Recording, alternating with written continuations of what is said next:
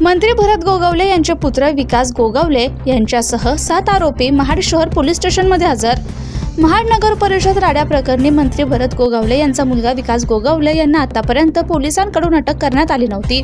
मात्र हायकोर्टाने रायगड पोलिसांना धारेवर धरत अटक का केले नाही असा जाब विचारत धारेवर धरले होते। याला उत्तर देत मंत्री गोगावले यांनी आम्हाला अटकपूर्व जामीन नाही मिळाला तर आम्ही विकासला हजर करणार आहोत असं सांगितलं होतं। याच धर्तीवर आज सकाळी महाड पोलिसांनी विकास गोगावलेसह 7 आरोपींना अटक केली आहे। सूत्रांच्या माहितीनुसार विकास गोगावलेंसह या आरोपींना ग्रामीण रुग्णालयात मेडिकलसाठी पाठवण्यात आलंय।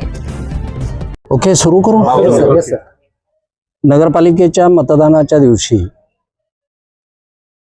महाड शहरामध्ये भांडण मारामारीच्या संदर्भामध्ये जे 2 गुन्हे महाड शहर पोलीस स्टेशनला दाखल झालेले होते, त्याच्यापैकी गुन्हा रजिस्टर नंबर 179 जो होता, त्या 179 मधल्या 8 आरोपींनी आज आत्मसमर्पण केलेलं आहे।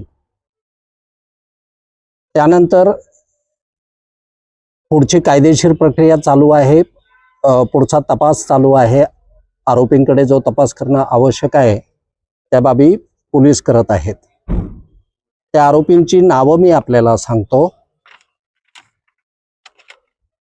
विकास गोगावले, महेश गोगावले, विजय मालुसरे, प्रशांत शेलार, धनंजय मालुसरे, वैभव मालुसरे, सूरज मालुसरे आणि सिद्धेश शेख अशा 8 जणांनी आत्मसमर्पण केलेलं आहे।